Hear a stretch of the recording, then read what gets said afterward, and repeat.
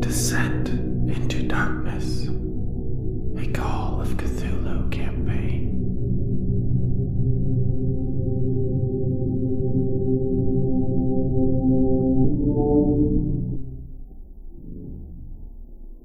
Hello, and welcome back to Deathwatch's Call of Cthulhu campaign, Descent into Darkness Season 4. This is Episode 5, and I am Keeper Travis. Before we get back to the long journey to the Arabian Peninsula, let us get an introduction from our players and their investigators. I am Brandon, and I'm playing Bartholomew Wentworth, who's currently on a glorious ship traveling to London, or England. I was going to figure you were going to say journey of self-discovery. I am on a journey of self-discovery, okay, for sure. As you can't help but be. If I am a man of no taste. I'm Chris. I play Charles Stanton, big game hunter and mercenary extraordinaire. Currently in, where am I? Alexandria. And I'm John, playing Joseph Thompson. I think I've been sick for the past, what is it, seasickness? 5 days. 5 days, yeah. Yeah, you lost your luggage and then you got seasick. But I'm feeling much better now, and I think I see my luggage floating off in the horizon. There it is. It's going to be one of those where he comes out of his room and Bartholomew over here's just had the time of his life. You spent your whole time looking for your suitcase and puking over the rail, and here I am. He's poised to become a minor noble in the... Yeah. Yeah, all right. We'll begin with Mr. Stin. This is Saturday, February 11th. You're still in Alexandria. You had arranged for Lieutenant Buford Rowe to bring your men, along with the Russian brothers and the Italian boy, his name is Francesco. Of course it is. To the hotel lobby and cafe that Ibrahim had found for just this purpose. The cafe is dead for business as you wait, yet the small Egyptian proprietor finds himself suddenly swamped by the influx of business that you have brought, because it's you, Ibrahim, Vanya, and a serving man also sit at a booth there, and you and Ibrahim are gathered around a low table. Your hopes of catching the last express train to Cairo are dashed when you hear the distant train whistle of its departure, and about an hour after that, Lieutenant Rowe finally arrives driving a carriage with a local police officer. Through the front glass, you can see him bring the pair of horses to a stop and clamber down and open the carriage door. From within comes your two men, Marco and Ray, the three sons of Vanya, and the Italian boy. He says something to him, and they sit in the chairs outside of the front of the hotel, and he heads inside to talk to you. Mr. Stanton, sorry about the delay. I tried to make it before the express left, but I ran into some trouble. They didn't quite understand what I was going for, and they needed more explanation, but suffice it to say that I got past it. Anyhow, here they are. Well, we can't have everything we want in life. Better late than never. Well, since the crisis is over, I was wondering if you might share in a proper cup of tea. Of course, I've not had one in some time. All right, so yeah, he signals to that small Egyptian man, and he goes to get a fresh pot of tea, and he settles in a chair next to you and Ibrahim. I'll pull out my cheroot. I'll put one in my mouth and offer him one. Yeah, he'll take one. I'll light mine, or I'll light his then my own. So, it's always with some apprehension, Mr. Stanton, that I see you again. I always wonder what new excitement you're up to. So what does bring you to the Nile Valley? Well, I've been tasked by some damned American to take an expedition into the God's Hammer. Ah, Arabia. Mm-hmm. Not the friendliest place for us Brits at the moment. You should be advised of that. Not British. Oh, you're not? Well, he doesn't consider himself British. Oh, okay. He's been in Africa forever. That's true. More African than British. There's quite a few people that would have a similar mindset because they were born in a colony or something and they've never really been to Britain. Yeah. But he isn't going to call him on anything like that, right? Well, the point would be taken nonetheless because the people who would think unkindly of you would also probably not make such a distinction. It would purely be based on your appearance. Yeah. Well, there are a few places that I venture to that are friendly in general, much less to one of a white man such as myself. So is this a hunting expedition then? All expeditions are hunting if you try hard enough, my good man. So what does one go after in the desert there? Certainly not as exciting as Africa. I find that in any sort of inhospitable terrain that there's excitement to be had, some sort of lost or forgotten locale to be discovered, some sort of new flora or fauna to be viewed. Right.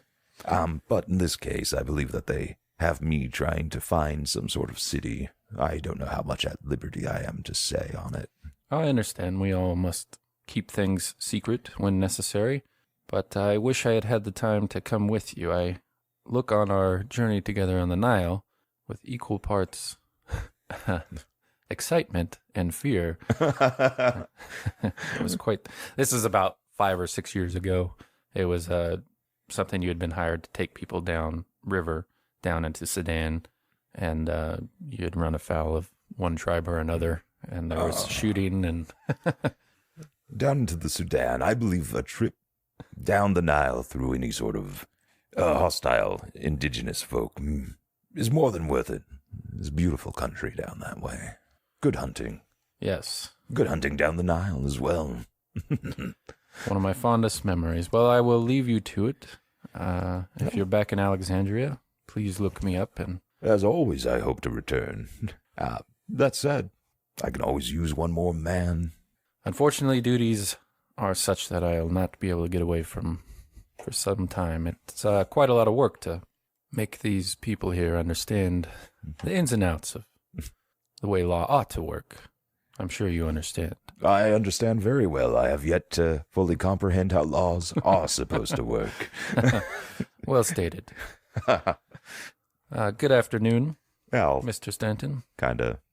He puts his hat back on and tips it to Ibrahim and sees himself out. And at that stage, Vanya comes up and, Mr. Stanton, I believe I now owe you a debt. I'll stand up and... Mr. Vanya. You are a man who is good for his word. Well, despite any sort of riches or plunder that I acquire, my word has first and foremost always been there for me and is the one thing that I contribute any value to. So yes, I like to think I am good on it. But I am a man who does not like to owe debts, so how can we resolve this? How can I make it good? I believe we were talking on the boat about an investment into my hunting expedition business. Yes. Your end of what you were getting out of it was a little open-ended.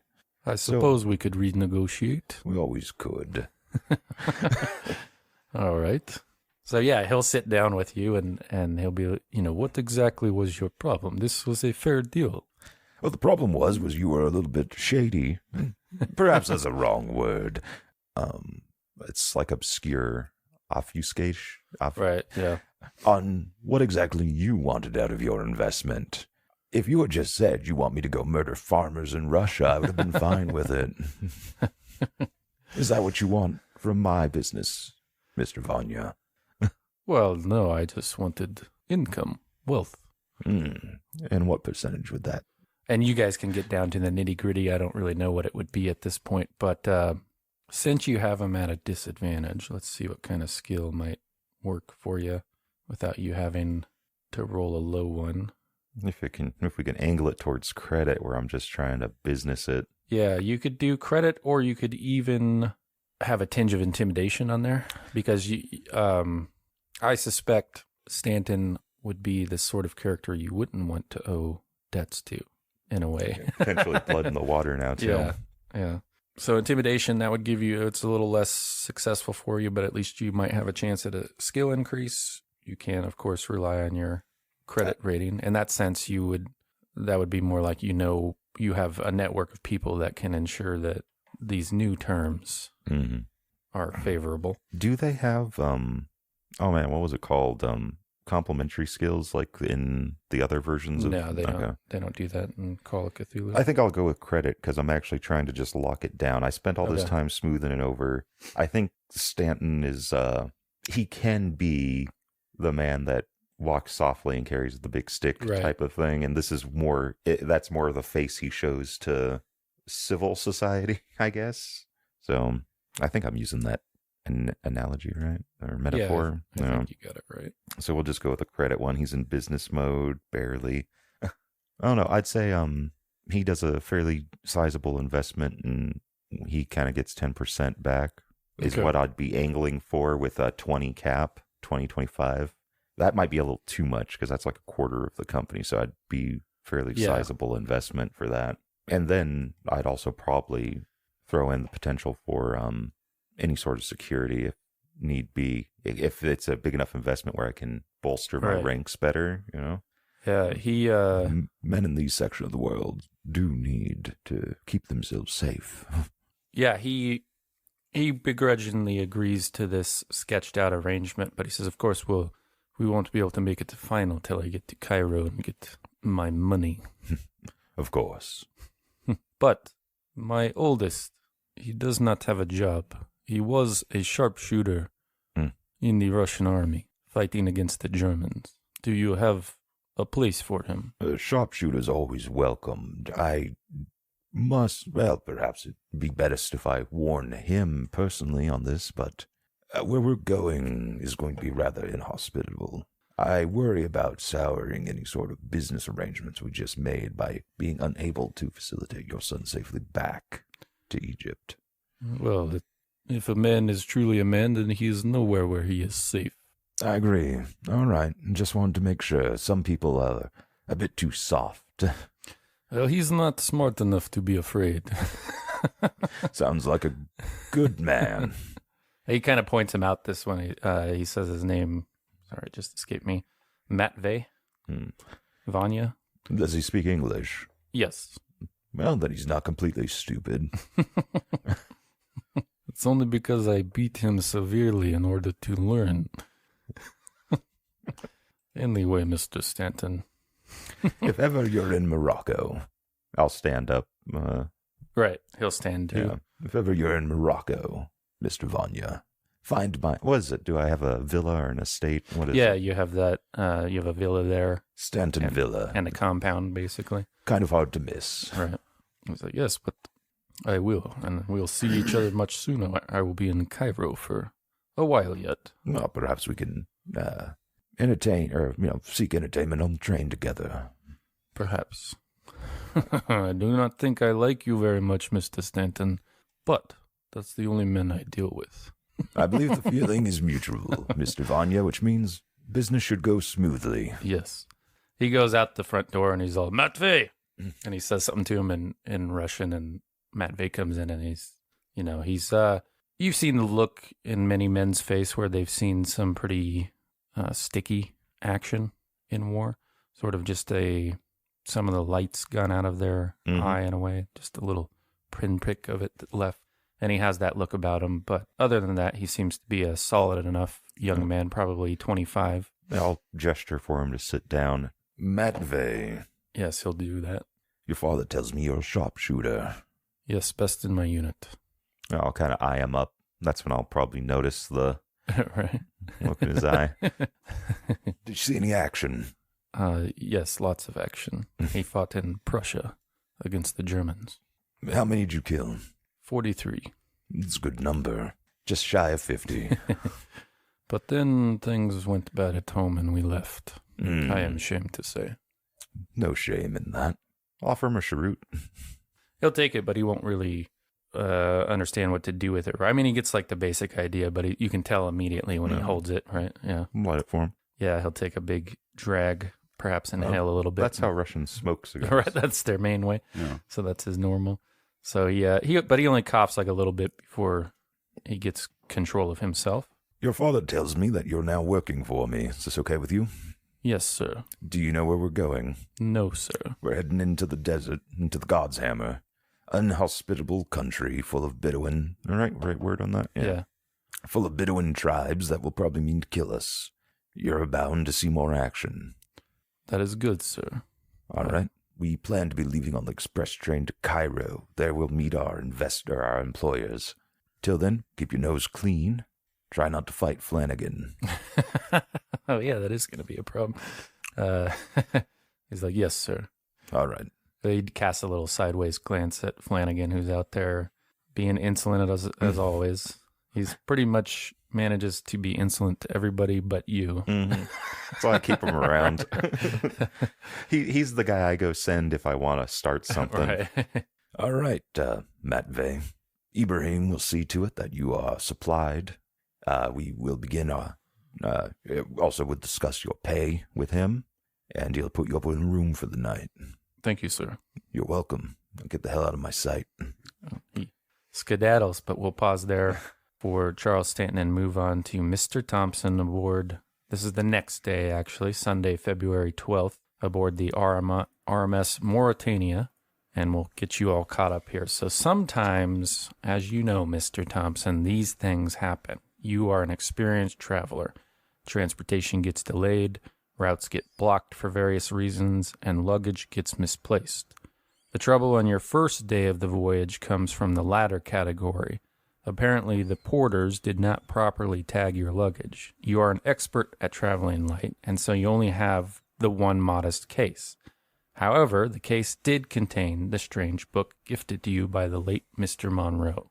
You had been planning to read it aboard the RMS Mauritania, but instead you have been down in the hold with a couple of porters, 2 sturdy men from Norway, and Mr. Thaddeus Grunwald, who seemed keen on ingratiating himself in your graces by aiding you in the search. To further complicate matters, because your case had lost its tag and it was well worn and humble, to put it lightly, it had been put in with the luggage that belonged to passengers in steerage by mistake. There are over 2,000 passengers aboard the RMS Mauritania, and most were booked third-class steerage. It was helpful that a lot of the small luggage had been sent to the various cabins. Nevertheless, this still left you with quite a mess to sort through.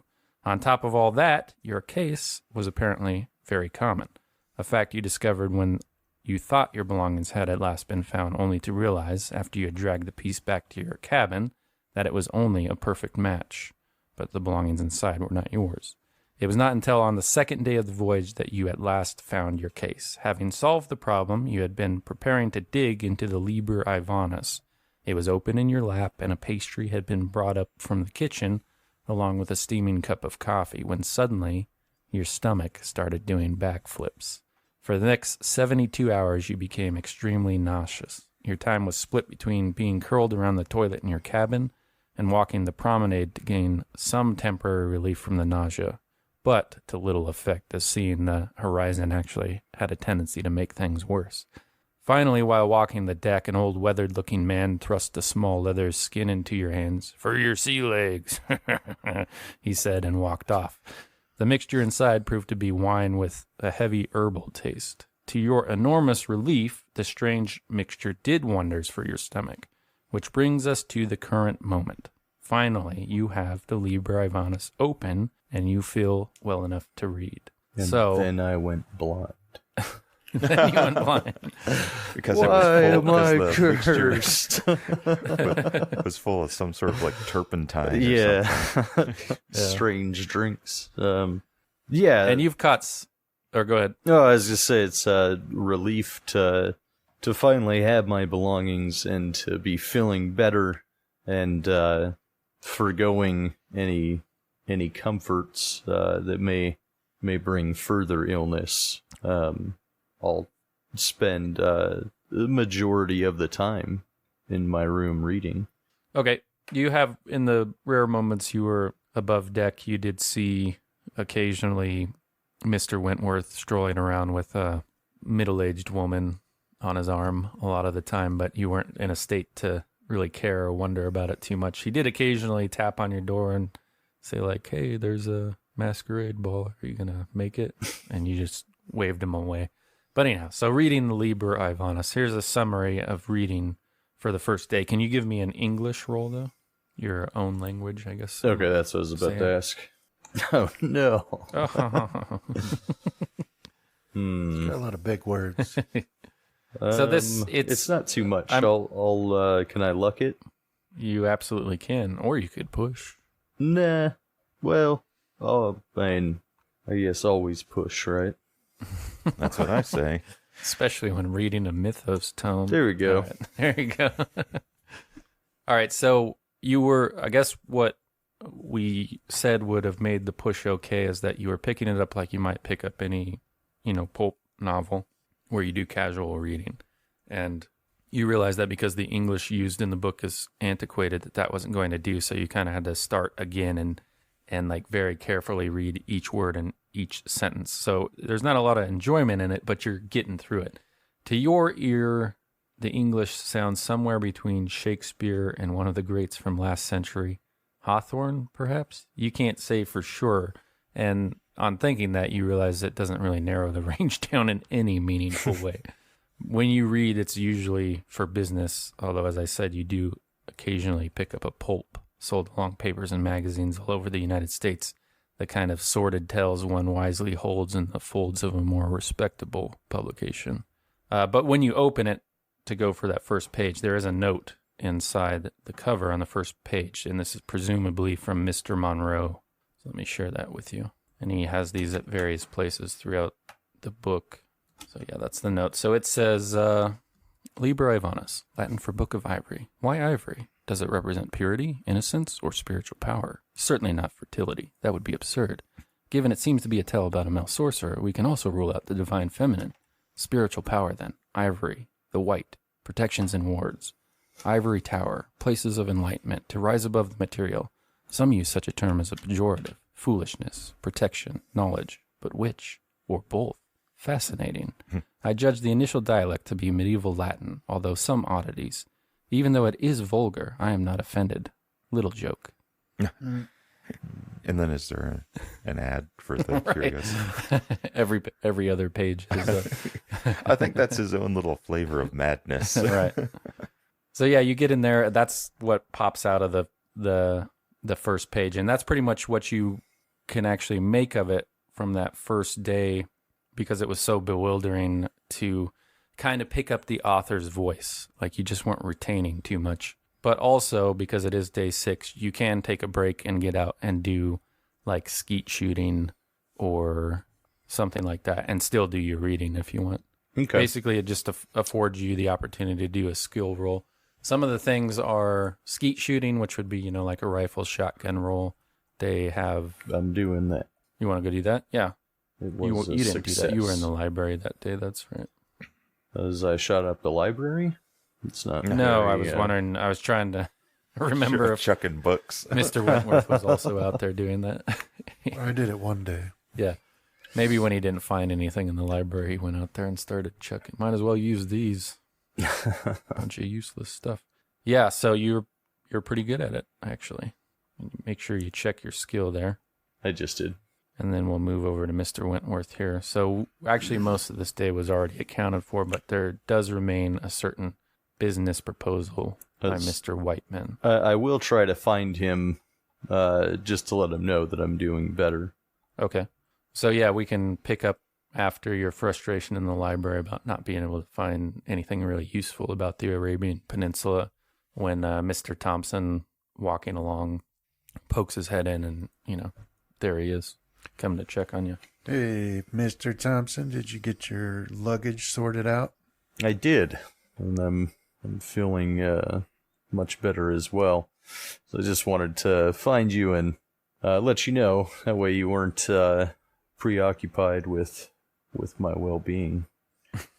I was also looking for something to shoot. Those books look mighty.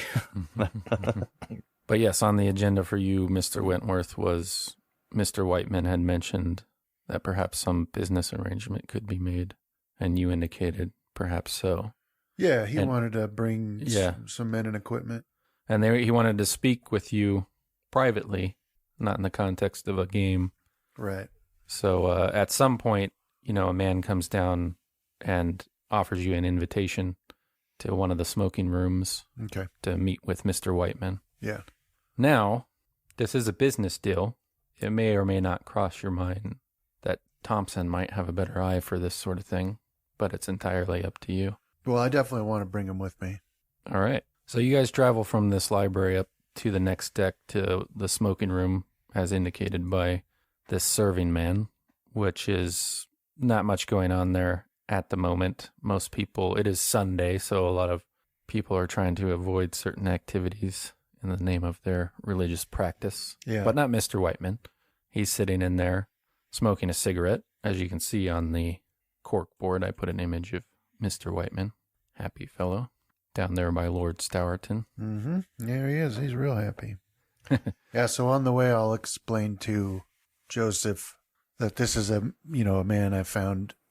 He's in the prospecting business, and I played some cards with him, but he had brought up the idea of coming along on our expedition with some men and equipment to maybe look for oil for the company. He works for Standard Oil. You can give me an education roll, Mr. Thompson. This falls into your wheelhouse, sort of. It was a hard success.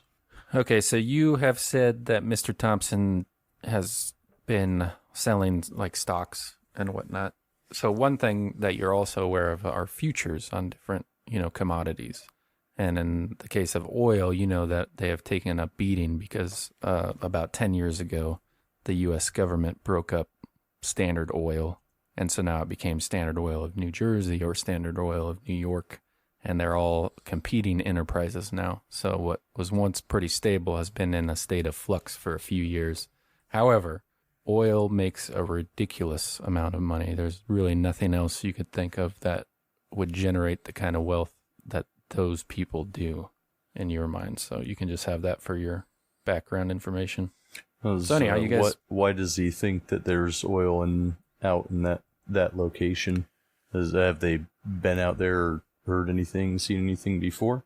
Well, I'm not sure. He just heard where we were going, and it sounded like he had some reason to want to go out there with his equipment. So, what have you negotiated with him so far? Nothing. Just the chance at a meeting? I am inclined to allow him to come along with, men and his drilling equipment, which might be useful to us, depending on what we find at this lost city. So I have sort of ulterior motives for wanting him to come along. But anyway, so I am willing for him to come along. But I think, since we will be providing a level of security that he's not likely to have on his own, if he does find something, then maybe I should get a little bit of it. Well, percentage of it, if you know what I mean. Finder's fee is pretty standard, I would think. Right. So that's what I'm hoping to negotiate. All right. So you guys head into that smoking lounge, and he stands up with flashing that smile of his when he recognizes you, Mr. Wentworth. And as you approach, he's like, Mr. Wentworth, good to see you. And you are? Pointing to you, Mr. Thompson. Joseph Thompson, and I'll extend my hand. Nice to meet you. Are you in business with... Yes. Mr. Wentworth. Okay. We're currently working together. Well, have a seat there, gentlemen. Let's get down to it, shall we? So as I understand it, you are heading into the Arabian Peninsula. That's very true.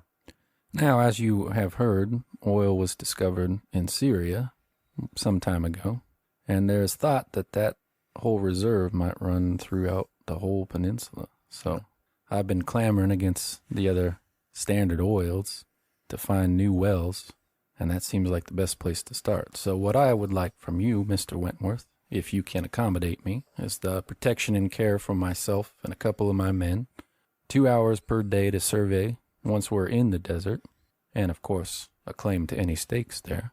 Now, what do you have to say for that? Yeah, so what do I have to say to that? And is this something, should we be letting Joseph do the negotiation here?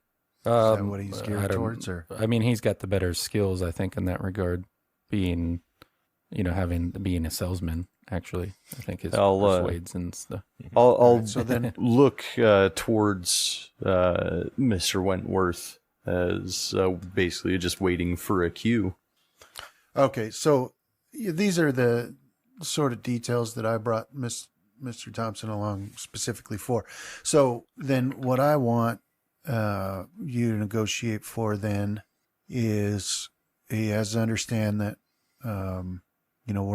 we have an objective that's not related to oil, that whatever security we might provide, it might not be enough. It's a dangerous part of the world. And that we're going to be bringing along a guide who makes this his life's work, and he'll have direct operational control of the whole expedition.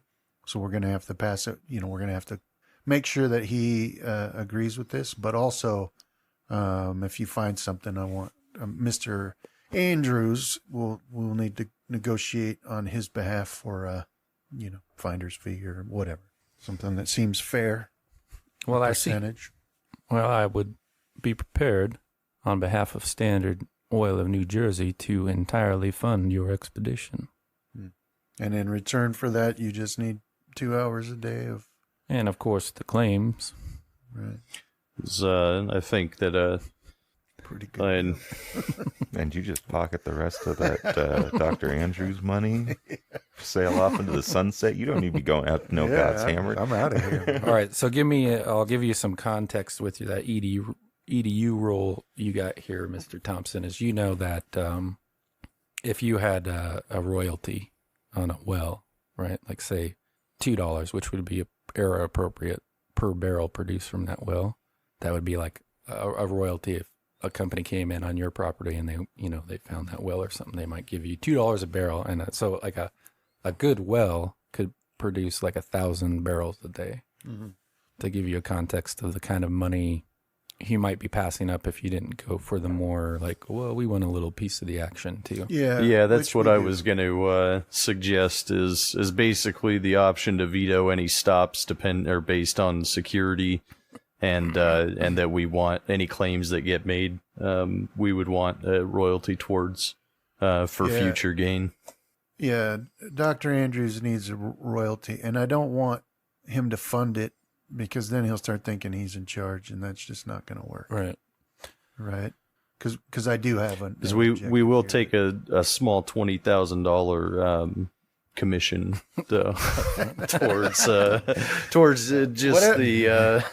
whatever the negotiation. Standard, I mean, I think that sounds fair. Whatever the standard era appropriate royalty would be, that's what we're going to. I see, gentlemen. We are having a serious discussion here. Then, well, let me tell you a little story. I grew up on a ranch in Texas, my father's ranch. You grew up middle class. We were okay, but he, found some oil on his property, and we thought we were going to be a lot better off than we were. But here's the thing that a lot of people don't know is that you may own that property, but you do not own the mineral rights. So we just watched all that money fade away, and I promised that would never happen. That's a little bit more of a difficult ask, but I might be persuaded. So heavy machinery then. Skill roll. Hard success. Okay. Well done, Mr. Thompson. So that we would be willing. I mean, obviously it's not our land, and probably killing some Bedouins for it. Yeah. So I wouldn't be seeking the full, probably a full $2, but I would be more than happy to negotiate like $1 to $1.50, and again a small upfront portion that would go to me and Mr. Wentworth as well, just for the negotiation portion.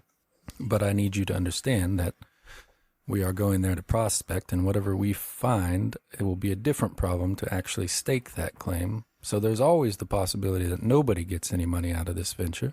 But I find that it's better to ask for forgiveness than permission. I like this man. As I'm sure that So the stories that I've heard of our guide, he would be more than happy to help you overthrow whatever local governments are standing in your way. For an additional I don't think it'll fee, come to of that. course. You just offer them a pittance for the land rights, and they don't know what they're losing. Mm-hmm. But so, if you're okay with the possibility of that deal not resolving itself on the royalties, then I will agree to it. Yeah. We'll do $2 a barrel, $20,000 up front. I need the protection and care of me and my men. Mm-hmm. I have about 1,200 pounds of equipment in the drills and the what it takes to set them up, Mm-hmm. and I think we can do that. Did you have Shall we shift? transportation for that equipment already arranged?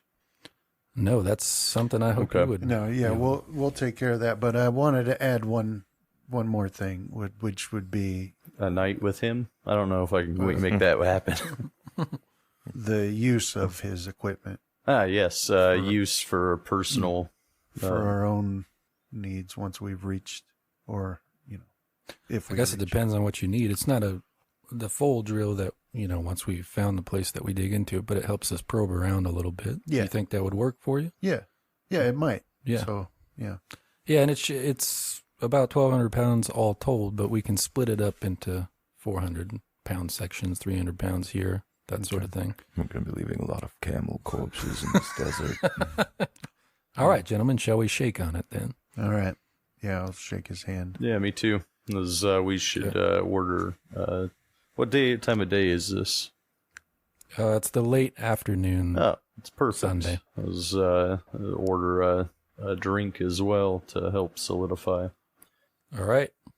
You need to make one of those multi-tokens, and you need to AI John's character's portrait to that AI grin that guy down below. So that's his salesman face.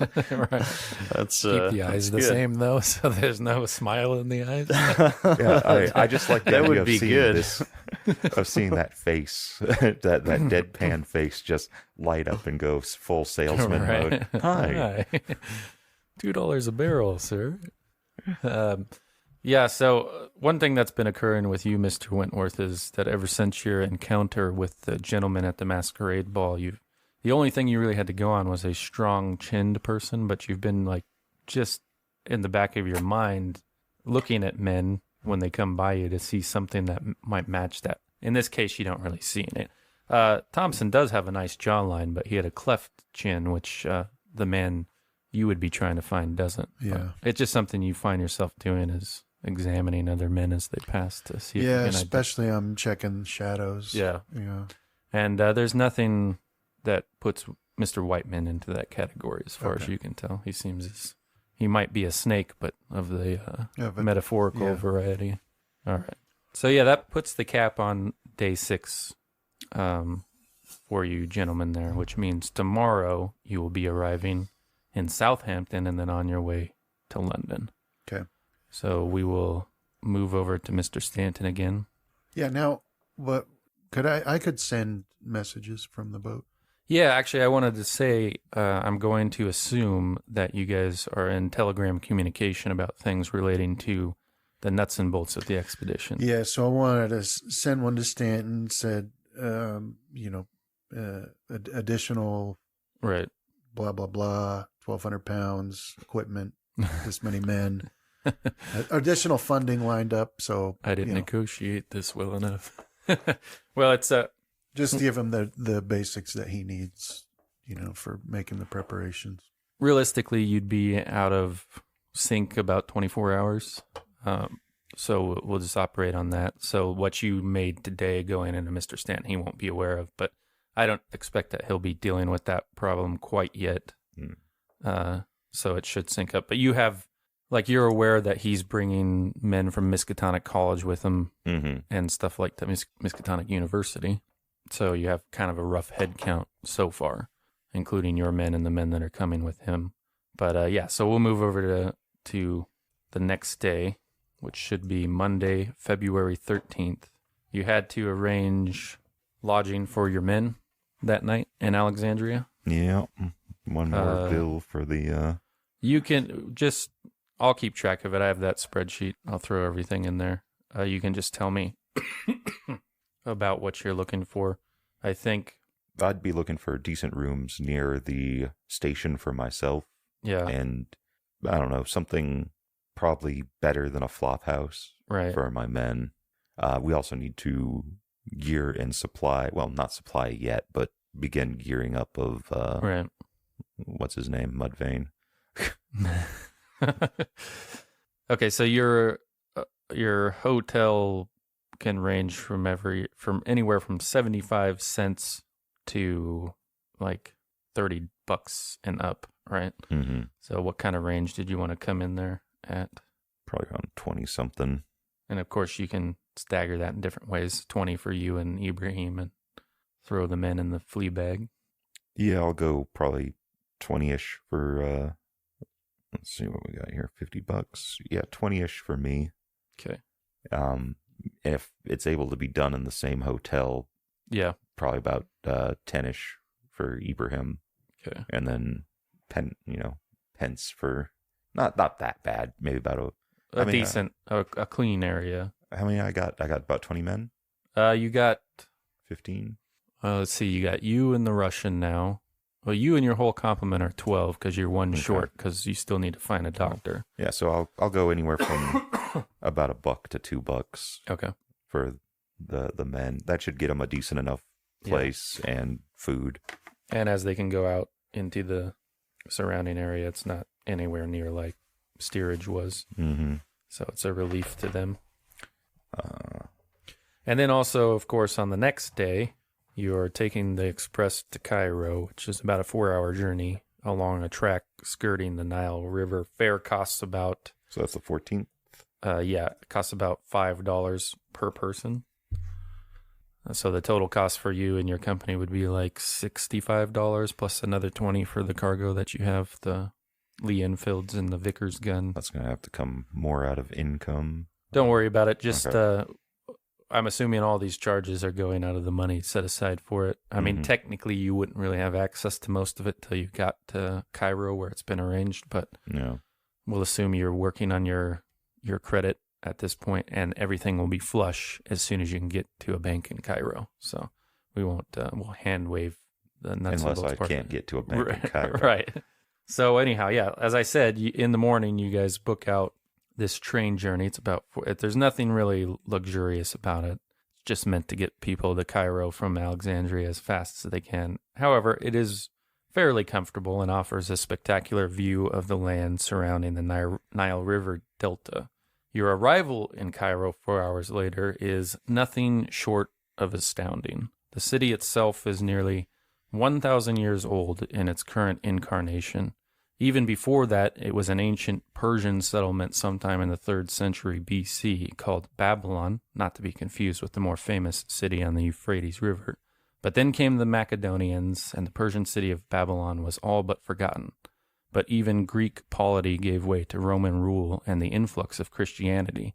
Tradition held that the Holy Family sought refuge in Old Cairo, the Holy Family being Jesus, Joseph, and Mary, sometime before Jesus came into his ministry, and also that later on St. Mark is believed to have traveled there, becoming the first patriarch of Coptic Christianity. By the 4th century AD, most had given up their pagan beliefs in favor of Christianity. Finally, the 7th century Islamic conquest transformed Cairo into the city you see today and the center of the Islamic world for several centuries, followed then by the great shadow of the British Empire and their veiled protectorate. They never claimed it as a colony or a protectorate, but it operated that way. And each layer of this history can be visited, from old Greek architecture and the Roman fortress in Old Cairo to modern-day mosques and 20th century European-style structures. But those are merely the recent events. Dominating the architecture of a millennia of peoples are the pyramids of the ancient Egyptians. All eyes are drawn here first. Even a blind man could feel the confluence of the present day and the ancient past under the shadow of these enormous structures. Precisely stacked, immensely huge blocks coming to a point in the sky, this is where earth meets heaven and man touches the hand of God. Oddly, one expects a great feeling of continuity when visiting such deep history, but instead most are left with a sense of wonder and disconnection at what had occurred all those long years ago. Cairo means the vanquisher or the conqueror in Arabic. Conqueror of what can only be met with the rejoinder, no matter the people or the culture to inhabit this land, Cairo will vanquish them all and remain as the wonder of a world so ancient and beyond our reckoning that all are humbled in its presence. These are Ibrahim's thoughts, by the way, because you're like, tear the blocks down. Just like Alexandria, many of the streets of Cairo, most all, are unnamed. However, since Cairo is much larger than the port, the Dragoman problem is more of a requirement unless you know it well. Mm-hmm. And also because Arabic is the common tongue. In Alexandria, you will sometimes get a mix. So anyhow, yeah, you arrive in that ancient city. You see the pyramids in the background, and they do just dwarf every current structure that's in Cairo at the moment. And I mean, you see it for miles before you actually pull into the station there. Let me switch you over to the Cairo map.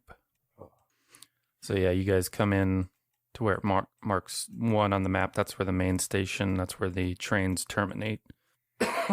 You came in from the west across the Nile River. So to the south, you'd see the pyramids of Giza, just off to the edge of the city there. Wonderful sight. Never fails to inspire, doesn't it, Ibrahim? Yeah, he would agree. He's, sort of in the way you don't really think about it unless you're on a trip traveling somewhere, that your eyes almost have an ability to be hungry, right? Where you just can't stop looking and taking in. He's transfixed with the view of the city as he's never been here himself. I just assume Stanton's been here. I don't know if that's okay.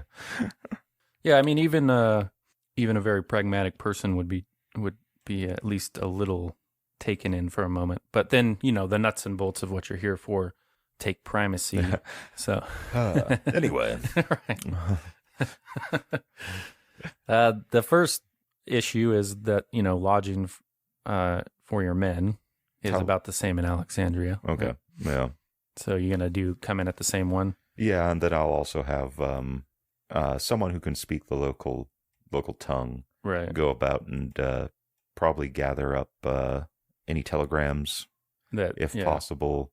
And then Ibrahim's going to have to, probably me and Ibrahim, depending on what they want, going to have to arrange payment. Right. And then make sure everything's ported appropriately. And then I'll probably take my leave for the remainder of the day after that and have Ibrahim continue his work. Okay. With probably beginning to suss out supplies. All right. Yeah, I lost my place. All right, so we'll actually get you a named hotel of your choice here. So close to the station, there's a luxury hotel called the Shepherd's Hotel. This is actually what Captain Anderson aboard the SS Osterley mentioned. The rumor was that Russian royalty fleeing the Bolshevik Revolution were staying here. Full of riffraff. Right. But it does have the distinction of being pretty close to the station. Its prices can go from 160 piastra per night all the way up to $1 to $2 Egyptian pounds. So that would put it in the $5 to $10 range US, or like $1.50 for the lowest. So it does have a range that might accommodate something you're looking for. But if you don't like that, you'll also have the Semiramis Hotel, which is not as famous as Shepherd's, but it's supposed to be just as luxurious. Going down from there, you have the Continental Savoy, which brings it to where your most expensive room would be 140 piastre, which is like $7.50 a night. And then you also have the Victoria New Khedive, or the Modern. And the way I listed them kind of goes down in price. Now I wonder, oh man, I wonder Stanton's, would he go to the Shepherd's Hotel just to see the Russian? If that's where he's at. Well, not just Vanya, but do they know Vanya? Is he an actual, a former oligarch or whatever? Right? Would I think? Oh man, it's one of those. Like, I want to back off. Yeah. Right. Because I've already made the peace. Everything's good. I think Stanton's going to the Shepherd. Okay. All right. So yeah, physically, Shepherd's is impressive. It's 4 stories high, has a colonnaded foyer and portico at its entrance, cupola towers at each corner, and most of Cairo is visible from the upper floors. Unfortunately, the hotel does back up against a very poor district of Cairo. So it's kind of one of those slum things where you have this nice building, but if you walk around to the street behind it, you'll see like goats tethered up on the on the corner, and on the west side, it's not very far away from a thriving red light district.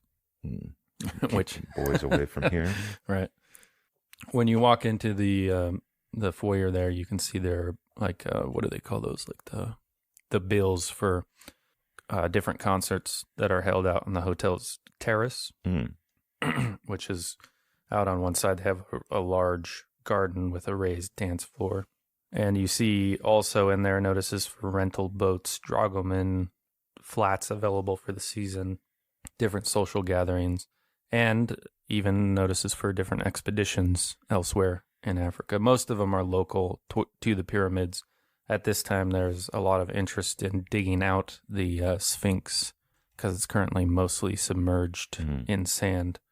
But also you see some notices posted up here that haven't been torn down yet that are from like college kids because they're little clubs or organizations to keep Egyptian artifacts in Egypt, and don't take Egypt out. Yeah. And a lot of consternation about the British presence still here, because they're supposed to be independent, but Britain has kept a firm hand on any ports or security along the Nile River, and they don't take too kindly to that.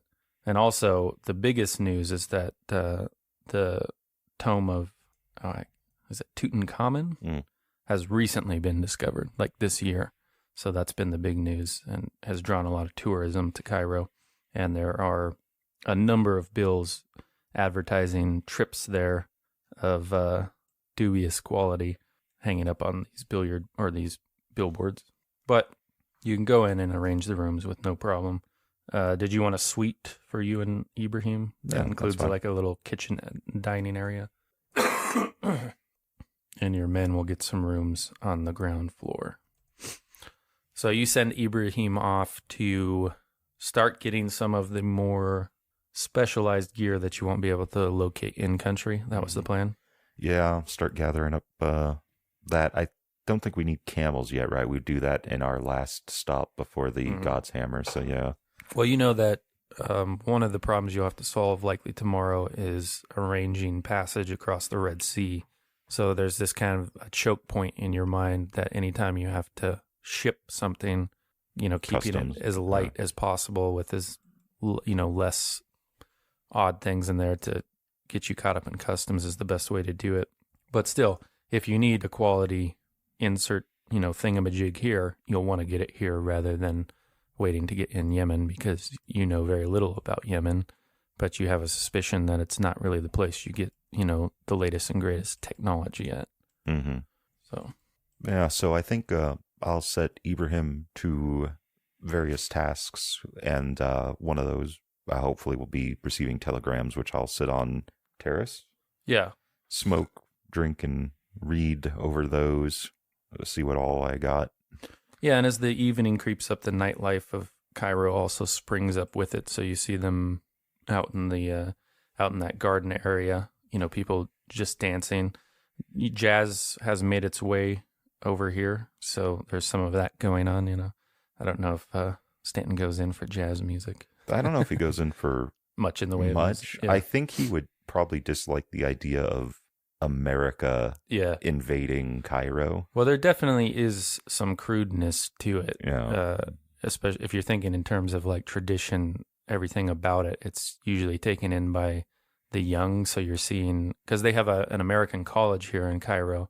And so you're seeing an awful lot of Europeans and Americans coming here to do, to listen to this jazz band and do their wacky dance, which seems like a bunch of foolishness to you. Mm-hmm. Yeah, I think he's like a very, like as racist as he is, I think he's very much every person has a lane, or every culture has a lane too, and he doesn't like the idea of America pushing its culture even if it's or not lack doing thereof. it. Yeah. Oh, yeah, that's right. America has no culture Yeah. to him. Yeah. Yeah, unfortunately, it just has been the rage, and they don't properly send their tendrils out. It just happens like a disease. It spreads into the ports, and and there they are. But yeah, so Ibrahim is busy for most of the day and the night, as far as you can tell, and Well, I'm just as busy. I'm you are going too. over management type business. No, I imagine you're Yeah. sitting there with a notebook and, smoking, enjoying your drink and making, getting Plans. the plan. Because the first thing you can do before you can actually do anything is set it out in a list and see what needs to be attended to.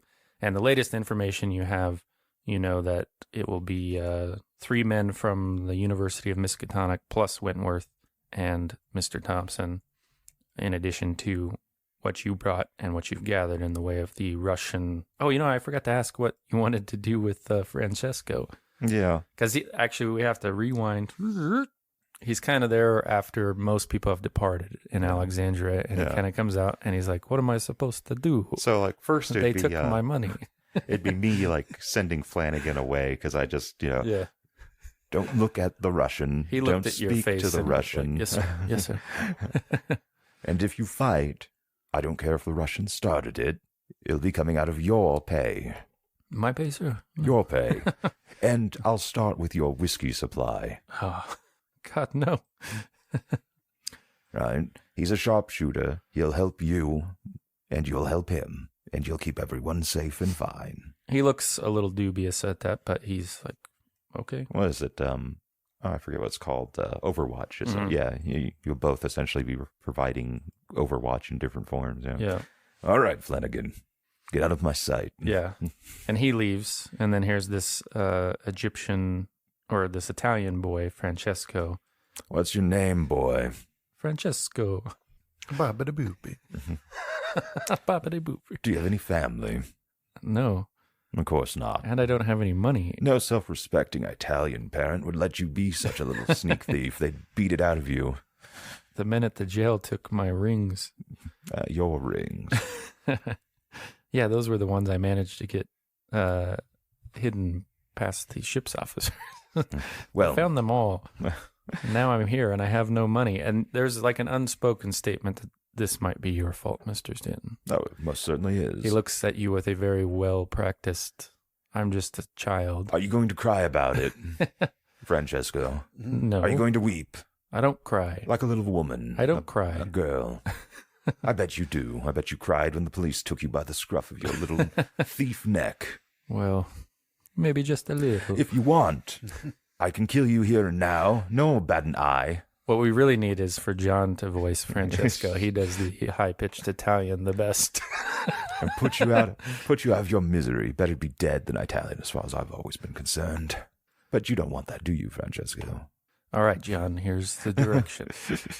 You're a street urchin, Italian. You've been robbing to pay for your food, and you go from town to town, and you made it aboard the SS Osterley, where you were caught robbing rooms, and you were thrown in the ship's brig until you were handed over You're to caught robbing Charles Stanton's room. and they took all of the money that you had, and now this very hard-edged, apparently English gentleman, as far as you can tell, is dressing you down There's for probably- being a little girl. Probably like, I can't do it, but there's probably a hint of like some other like accent in that English accent that would probably hint at Africa. Not that Right, yeah. Francesco would know it. Yeah, because I think if you were British, you could tell if somebody was like from Kenya, right? Yeah. It would be a dialect, like a southern tang to it or something. But yeah, so now all you got to do, John, is harnessed Meathead's voice. I think that big Italian from season 2 that you did so perfectly. Oh Are man, you there? we'll see. I say we just keep going, Travis. Okay, all right. I'll just chime in if something occurs to you. But yes, he's insisting that he's not going to cry, that he is tough. He's But Italian, you- so he's probably begging for death. I mean, You're not supposed to agree with me. Oh.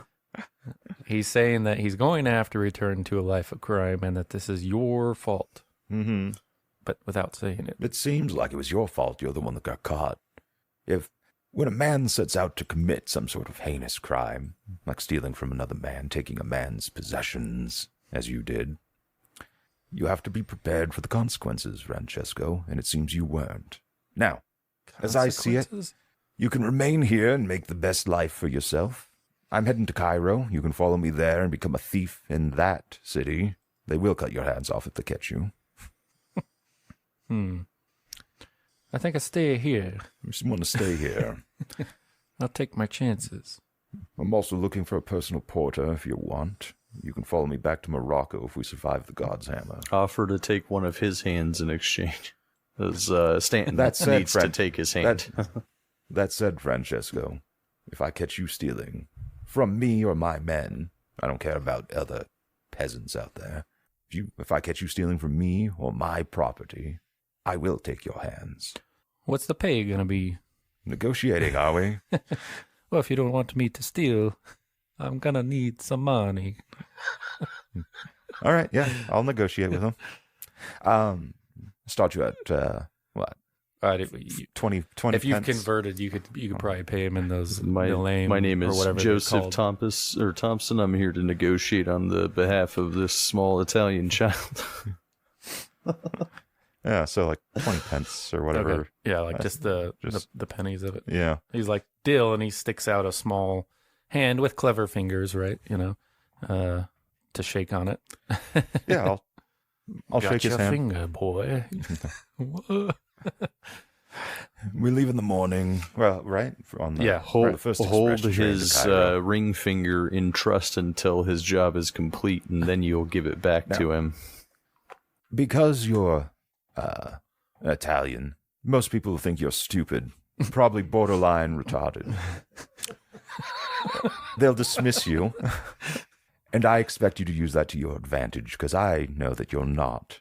That sounds like an accurate description of my life so far. So you keep your eyes and ears open, and you report to me as well. And there will be a reward for that if you report truthfully. You lie to me, that's the same as stealing, Francesco. You see a fleeting, trapped look flash over his face, but then some sort of sly look takes its place. And then again, he schools his features to try to look like plain-faced. Yeah. Also, I should make note, I should give you a little warning. The men I travel with, they're all cutthroats, criminals, and murderers that I've plucked from various armies and insane asylums that no longer take them. So, yeah, it's with your best interest at heart, Francesco, that I warn you not to steal from them. Throw me an intimidate out there. I'll give you a bonus die on it. Oh, okay. There's the first one. There's a success. Okay, yeah, 27 out of 40. So yeah, he's used to adults making a lot of threats that they don't come through on, but somehow you think you've gotten your point across because the blood drains from his face. In this God-forsaken country, I am your only safety or salvation. Talk to Ibrahim. He'll set you up with the proper pay and food and clothing for the journey ahead. Okay. All right, so that was your little flashback scene while you're sitting there in the garden outside of the hotel there. If Ibrahim asks in private, it is, I figure I have an actual friendly, somewhat relationship with Ibrahim, so it will be like, I was that boy once. Right. And he's like, yes. And I didn't have someone threatening to cut my hands off but pay me at the end of the day. I had to take it. So, and he knows all that, so I figure he probably won't even ask. But all right, so we'll go from there to Monday, the next day, which should be, what's my number? February 13th? Yeah. Which is, there's like a time jump for me because I think, I left Stanton off on the 10th. When I was looking through my notes last time, I think there's a day missing. It was not a mistake, but there's a day unaccounted for. Yeah, okay. Yeah, I just went with it. All right, but it was just a movie on the RMS Mauritania that, anyhow. So moving on to Monday, February 13th, Mr. Thompson and Mr. Wentworth, this is the day in which you arrive at Southampton in the United Kingdom. Your passage on the RMS Mauritania includes a ticket at the train there in Southampton that will take you to London.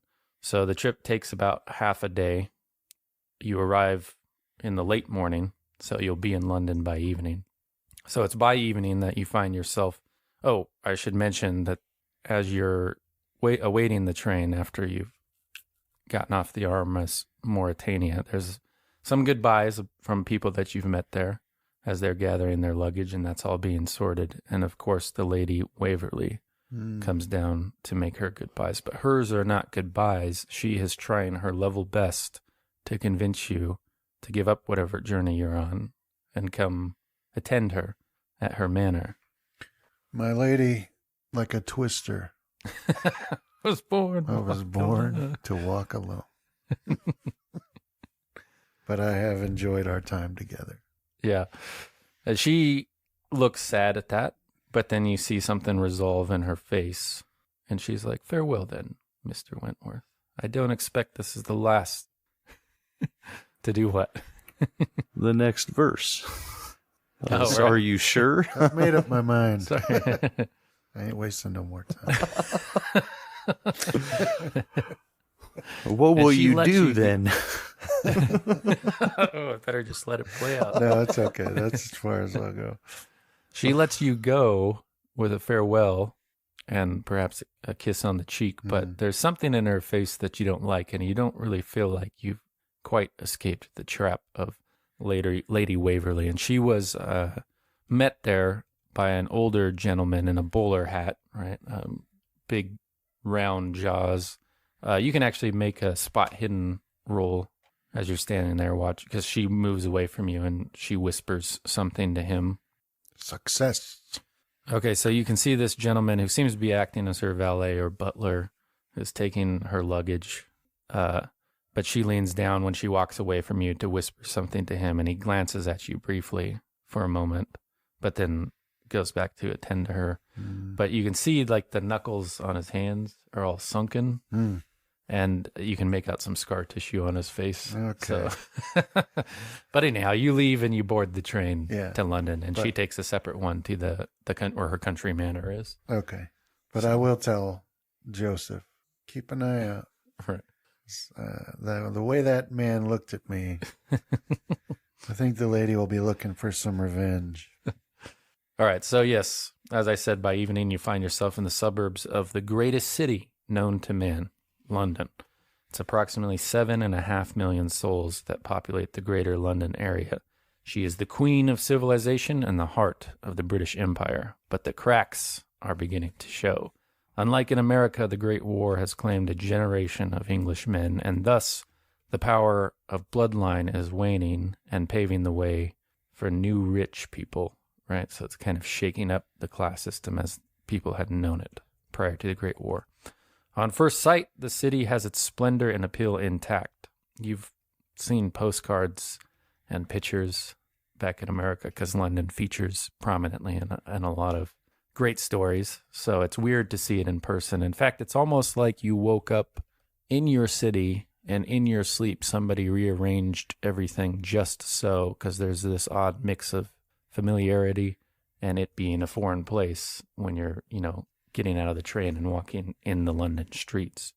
So its splendors and appeal is intact in spite of a thick patch of London fog blanketing the train station and the surrounding neighborhood. And this is like a greenish haze that's drifting through the streets, right?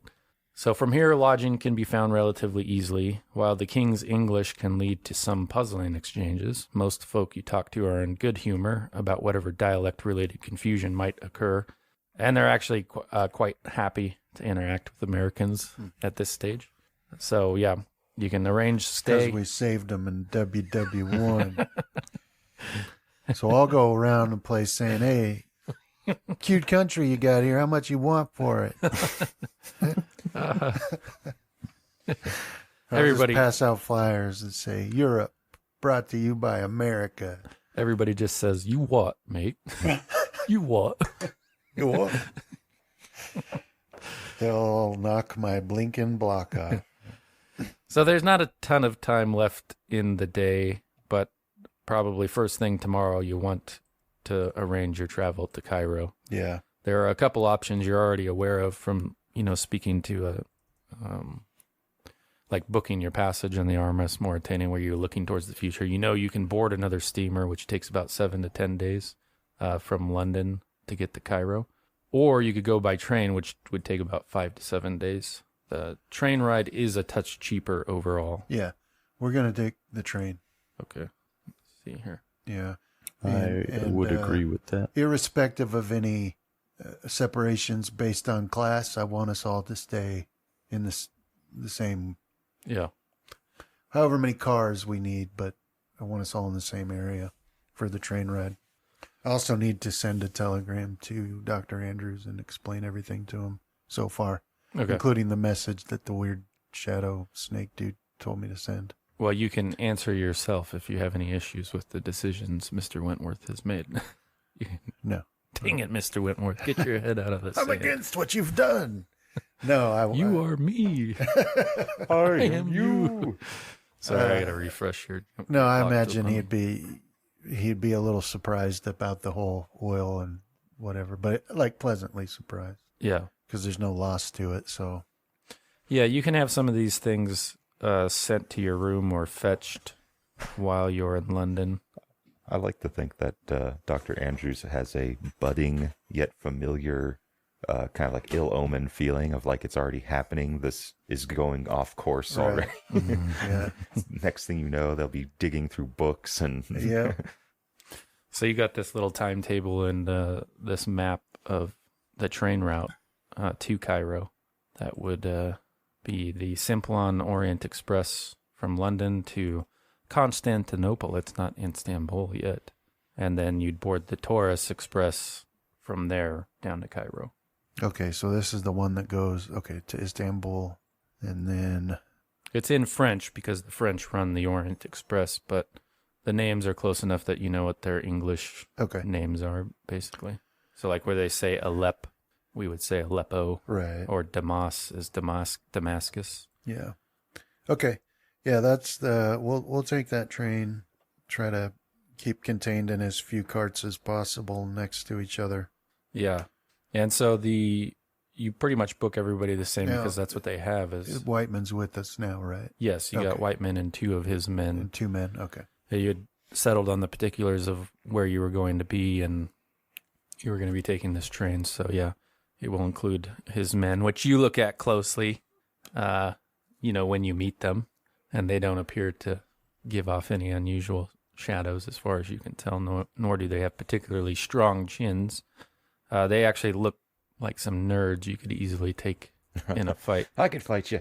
Geologists, you pull your Bowie knife, set up the pecking order right then and there. Spit out a wad of cha and pull the knife. Yeah, but coming with that, you can also, it gives you, that little brochure has sort of like what these sleeper cars look like. So this kind of an overhead shot where you have these bunks in each cabin, and they can be broken down into a couch during the day, and that looks like, Because I'd like to find a train that looks like that as a sidecar, please. Side view, as with the door flying open. right.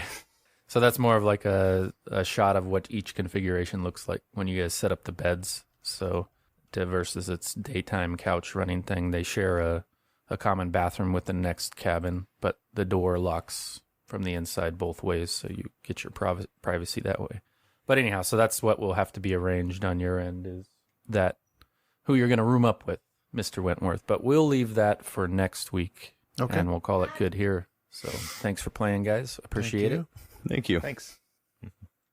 Sorry for the short one. We're inching ever closer to the Arabian Peninsula. At this rate, we'll be there session 20.